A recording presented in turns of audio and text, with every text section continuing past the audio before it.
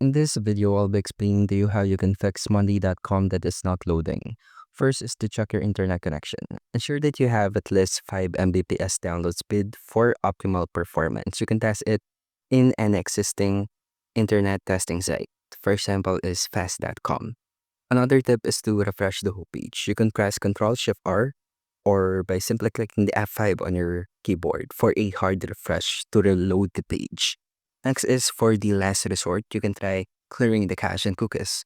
Sometimes this is the temporary fix or maybe the permanent fix so you can load the monday.com. Go to your browser settings and then clear the cache and cookies.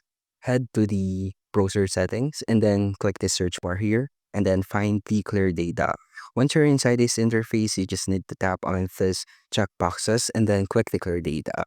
And that's it. That's how you can fix monday.com not loading. And thank you for listening.